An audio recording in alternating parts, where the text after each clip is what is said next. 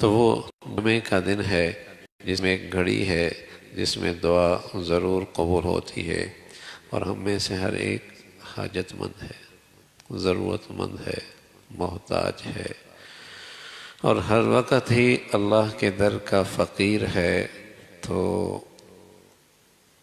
کتنی دیر لگتی ہے اگر تھوڑا سا اہتمام اس سب کا ہو جائے جمعے کی نماز سے پہلے، اور اس دن کے آخر کے حصے کے اندر زندگی میں ایسی گھڑیاں بار بار نصیب ہو جائیں تو قبولیت کی گھڑی مل جائے گی، قبولیت کی گھڑی مل جائے گی۔ پیارے رسول صلی اللہ علیہ وسلم نے فرمایا جمعہ کا دن افضل ہے، اس دن کثرت سے مجھ پہ درود شریف پڑھا کرو، کثرت سے مجھ پہ درود شریف پڑھا کرو، اور وہ اسی دن میرے سامنے پیش کیا جاتا ہے۔ کوئی شخص روضہ رسول میں حاضر ہو اور وہاں رسول اللہ صلی اللہ علیہ وسلم پہ درود پڑھے تو کتنی خوشی کی بات ہوتی ہے۔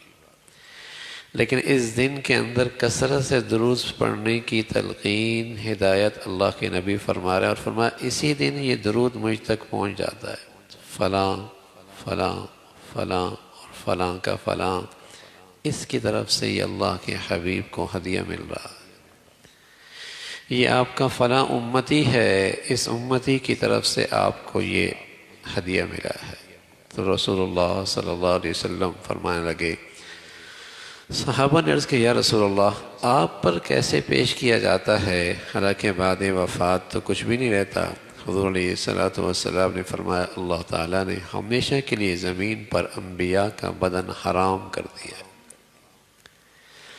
جمعے کے آداب میں سے ہے، ہر مسلمان کو چاہیے کہ جمعے کا اہتمام جمعرات کے دن سے کرے،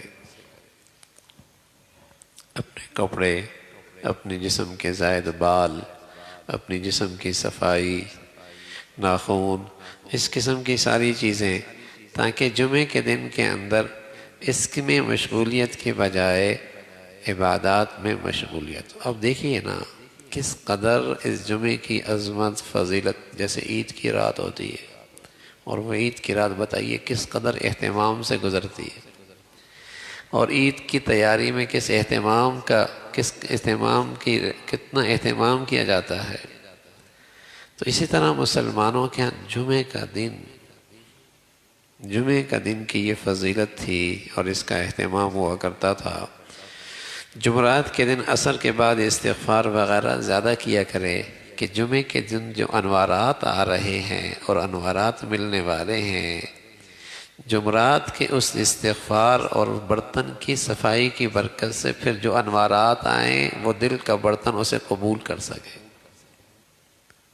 مانج برتن کی صفائی، استغفار سے دل کے برتن کی صفائی، تو استغفار کی کثرت ہو جمعرات کی شام کو، اور اپنے پہننے کے کپڑے صاف رکھے، خوشبو کا اہتمام ہو، ممکن ہو تو لا کے رکھے، پھر جمعے کے دن ان کاموں میں مشغول نہ ہو، پھر جمعے کے دن غسل کرے، سر کے بالوں کو، بدن کو خوب صاف کرے، مسواک کا اہتمام کرے۔ اس دن بہت فضیلت رکھتا ہے۔ جمعے کے دن غسل کے بعد عمدہ سے عمدہ کپڑے جو اس کے پاس ہوں پہنے، ممکن ہو تو خوشبو لگائے، ناخن وغیرہ کتروائے، جامع مسجد میں بہت سویرے جائے۔ جو شخص جتنی جلدی جائے گا اسی قدر اس کو ثواب زیادہ ملے گا۔ جس قدر جلدی ہے جامع مسجد کے اندر جا رہا ہے، یہ اہتمام ہے، یہ جمعے کی فضیلت پانے کا اہتمام ہے۔ جمعے کی نماز کے لیے یا پیادہ جانے میں ہر قدم پر 1 سال روزے رکھنے کا ثواب ملتا ہے۔ 1 سال کسی چیز سے غفلت عام ہو جائے نا تو اندازہ نہیں ہوتا کہ اس دن اللہ کی طرف سے کیا انعامات ہیں، کیا فضائل ہیں، کیا برکتیں ہیں۔ اہتمام جو امت میں ختم ہو گیا، 1 سال کے نفلی روزوں کے برابر ہے۔ جمعے کے دن خواہ نماز سے پہلے یا پیچھے سورہ کہف پڑھنے کا بہت ثواب ہے۔ سورہ کہف 15 سپارے کی، آدھے پارے کی ہے۔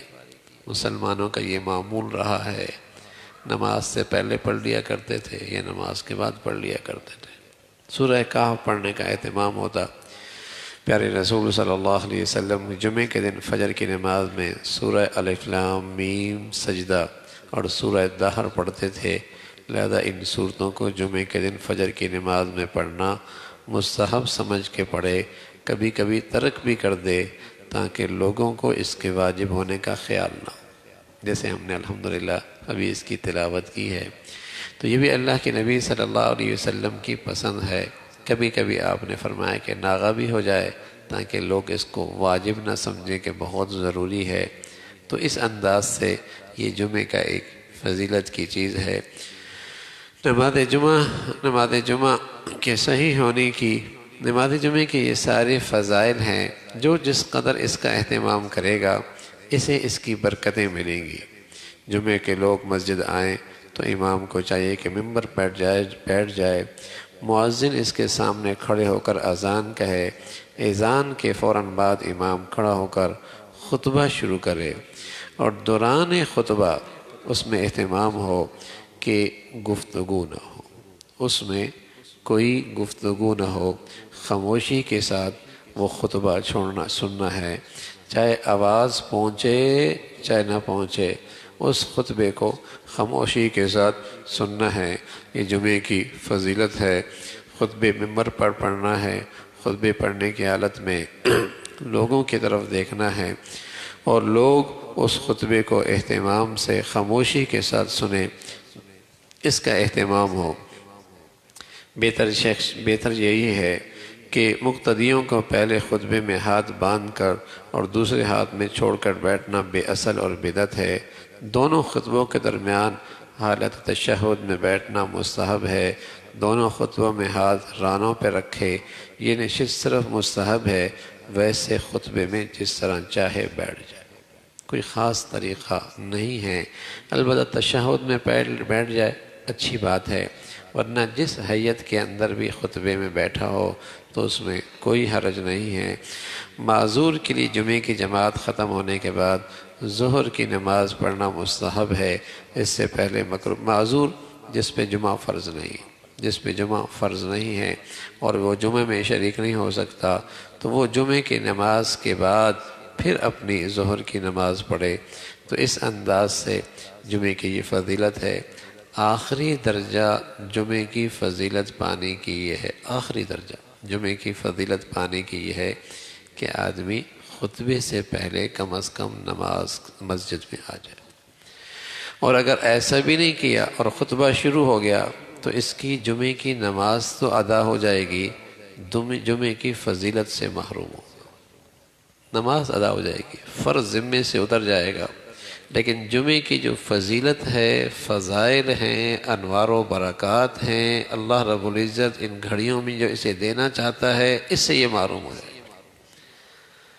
تو جس قدر اہتمام ہو سکے، درود شریف کی کثرت ہو، سورہ کہف کا اہتمام ہو، تلاوت کا اہتمام ہو، دعاؤں کا اہتمام ہو، اللہ رب العزت بھائی ہم سبھی کو اس کی توفیق نصیب فرمائے۔